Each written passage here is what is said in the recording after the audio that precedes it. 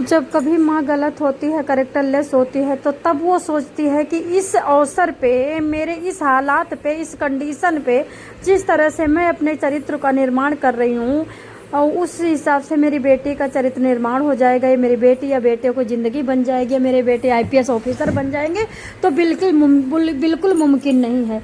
ईंट गारा यही तभी तो ईंट गारा करने वाली माँओं के बच्चे आईपीएस होते हैं, और अच्छे अच्छे पुलिस अफसर की माँओं के बच्चे लंगड़े लूले काने होते हैं।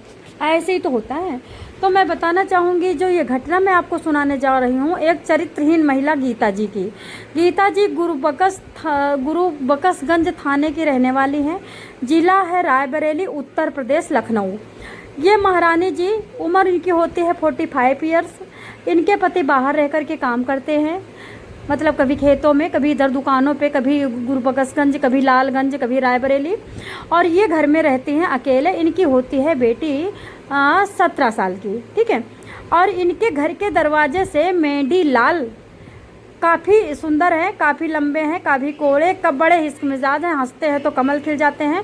ये निकलते हैं, आशिक निकलते हैं, आशिक मिजाज टाइप का आदमी तो उधर से निकलता है तो गीता की बड़ाई करके निकलता है। अच्छा, ये एक दूसरे की बड़ाई करते करते जाने कब एक दूसरे के दिल में समा जाते हैं, गीता को कुछ भी पता नहीं चलता। गीता का घर इस तरह से होता है कि घर के आगे तो गली होती है और सारा गांव होता है, लेकिन घर के पीछे जंगल होता है, और जंगल से एक पतली सी ऐसी झाड़ी सी गली होती है जहाँ पे कोई जाए आए तो पता नहीं चलता, और जंगल की तरफ इनका दरवाज़ा खुला होता। वैसे तो गीता का दरवाज़ा हमेशा पीछे से बंद रहता, पीछे आना जाना नहीं है, क्योंकि गाँव का घर है तो सांप बिच्छू भी आ जाने का डर रहते, कभी खोलती नहीं है। लेकिन गीता जब आशिकी करनी होती है मेंढीलाल से, जब मेंढीलाल के साथ मतलब सोना होता है, संबंध बनाना होता है, तो पीछे का दरवाज़ा खोल देती हैं।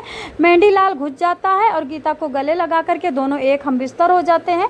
उसके बाद वो चला जाता है। अच्छा, इन दोनों के बीच में ये सारा कुछ सिलसिला सालों से चल रहा था। अब बेटी हो जाती है 19 साल की, और बेटी खूब अच्छी गदगद मांस वाली है, मतलब गोल चेहरे वाली है, और गोरी चिट्टी सुंदर, सेम माँ के नैन नक्श पे और भी ज़्यादा सुंदर।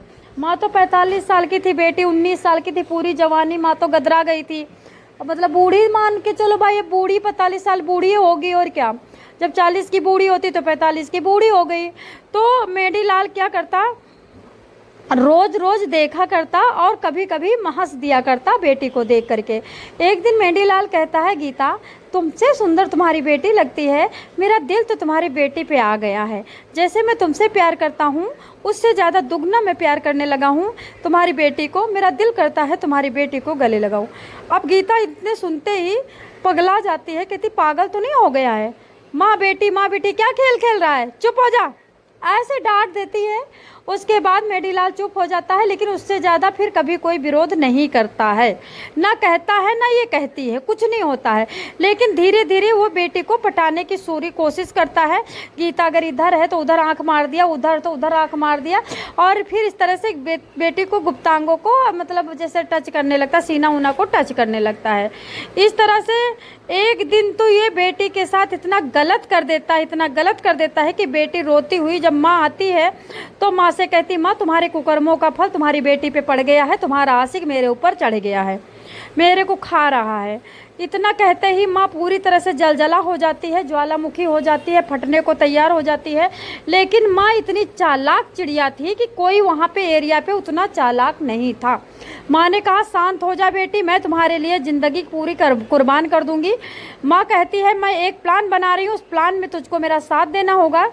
माँ मेंढीलाल को फ़ोन करती है, मेंढीलाल आता है। 2022 की बात बता रही हूँ, 2021-22 की, सॉरी 2025 के 21 तारीख 22 तारीख की बात बता रही हूँ मैं। 21 तारीख को मेंढीलाल को फ़ोन करती है, कहती, मेंढीलाल तू जो कह रहा था कि रोशनी, उसकी बेटी का नाम रोशनी होता है, रोशनी के साथ मैं हम बिस्तर होना चाहता हूँ, तो आ जा भाई, तेरा इच्छा करे तो कभी कर ले। अब तो मेंढीलाल पूरा सपने सजाने लगता है, पूरा हनीमून मनाने लगता है, पूरा संबंध बनाने के लिए पागल हो जाता है। आशिक क्या करता है, 22 तारीख को रात को वो वहाँ पे शाम को 10 बजे पहुँच जाता है पीछे के दरवाजे से। जैसे ही घुसता है, जैसे ही बेटी खड़ी होती है सामने, वैसे अंदर आता है, बेटी थोड़ा पीछे आती है, ये और आगे आता है, और पीछे से क्या करती है गीता, दरवाज़ा बंद करती है। दरवाज़ा बंद करती है, जैसे बेटी के टच करने की सीने की तरफ हाथ ले जाता है, ऊपर से पीछे से गीता क्या करती है, मोटा बहुत मोटा बांस लेके रखती है, छोटा सा हाथ भर का बांस, वो मेडीलाल के सीधे कनपट्टी पे देती हैं दनादन। अब मेडीलाल वहीं पे ढेर हो जाता है। अब क्या करती है बेटी, लातों से घूंसों से उसके गुप्तांग को कुचलना, उस पर चढ़ना, तड़िया सब कुचल देती हैं, उसका बड़ा बुरा हाल कर देती है माँ बेटी। वो कहीं का नहीं रहता, उसकी आंतें अंदर टूट जाती है, उसकी पसली टूट जाती है, उसकी हड्डी टूट जाती है, उसका घुटना टूट जाता है, उसका टखना, उसकी आंखें को नोच लेती हैं, उसके साथ बहुत बुरा करती हैं वे। उसके बाद क्या होता है मैं बताना चाहूँ आपको। वे लोग कहती हैं कि देखो अब ये तो चला गया ऊपर जहन्नुम, अब ये ऊपर चला गया, अब इसको करना है ठिकाने। माँ बेटी क्या करती हैं, कपड़ा ढूंढती है, बड़े बड़े चद्दर, उसमें इसको लपेटती हैं, गठरी बना के बोरे में भरती हैं। रात को 1:30 पे माँ बेटी कंधे पे लाद के पीछे के दरवाजे से निकलती हैं। अब पूरा गांव सो रहा था, दिन में तो पीछे से कोई आता नहीं, तो रात में कौन आएगा। और 150 मीटर दूर जा कर के उसके बोरे को फेंक देती हैं, चली आती हैं, आके सो जाती हैं, आराम से निश्चिंत हो जाती हैं, जानते हैं कि बेटे की ज़िंदगी बेटी की बन गई। अब यहाँ पे क्या होता है, सुबह उठते ही कुत्ते जाते हैं उधर जंगल में और बोरे को खींच करके लाश उसको खोल के उसको फाड़ना शुरू कर देते हैं। और 1 कुत्ता, 2 कुत्ता, 3 कुत्ता, 4 कुत्ता वहाँ पे जा कर के भौंकना शुरू कर देते हैं। जब सारे कुत्ते वहाँ पे भौंकने लगते हैं तो आदमी कहते हैं वहाँ कुछ ना तो कुछ है, क्योंकि इतने कुत्ते तो कभी भौंके नहीं है। देखो चल के जब वहाँ देखे चलते हैं तो मेडीलाल को फाड़ रहे होते हैं कुत्ते, और मेडीलाल वहाँ पे आराम से सो रहा होता है मरा हुआ। अब सब लोग 100 नंबर पे फ़ोन करते हैं, 112 पे फ़ोन करते हैं, 112 पे डायल करके एक गाड़ी आती है, उसको उठा करके पोस्टमार्टम के लिए भेजती है। पता चलता है ये तो इस गांव का रहने वाला मेडीलाल है। मेडीलाल की शिनाख्त लगती, 2-3 दिन तक शिनाख्त लगते लगते पुलिस भी हैरान हो जाती है, बोलती कि ऐसा है, अब मेरे को कोई लेना देना नहीं, जाने दो। तब एक आदमी चुपके से थाने में, गुरबख्शगंज थाने में जाता है और वहाँ पर सीनियर से कहता है कि मैं जो कहता हूँ वैसा करना, मेरा नाम नहीं आना चाहिए। एक बार गीता और रोशनी को उठवा लीजिए, आप सख्ती से पूछिए, हमें शंका है कि मेडीलाल अक्सर उनके घर में जाया करता था, हो सकता है कि वहाँ से कोई सुराग मिल जाए, बता दे गीता कि इनके साथ कौन दुश्मन था, कौन मार सकता है, मेडीलाल को कौन ख़त्म करता है।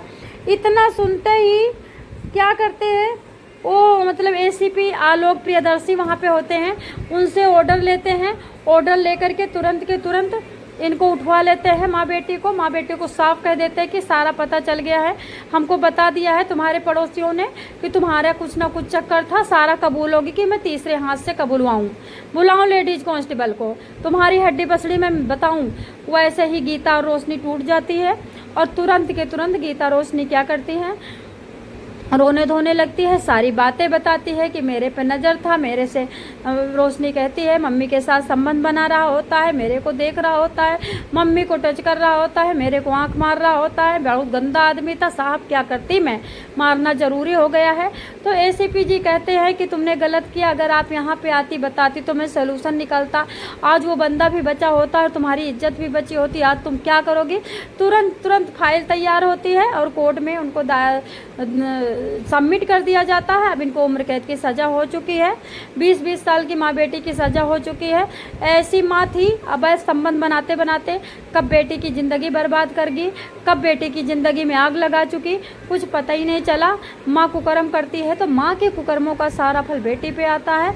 दोस्तों, ये रायबरेली के गुरबख्शगंज के थाने की सच्ची घटना आपको कैसी लगी, मैं बताना चाहूँगी माँ के बारे में। अपने मनसा पे कंट्रोल करो। सबका मन करता है रसगुल्ला खाने का, सबका मन करता है पिज्ज़ा बर्गर खाने का, सबका मन करता है टेस्ट चेंज करने का, सबका मन करता है किसी को गले लगाने का, सबका मन करता है किसी के दिल देने का, लेकिन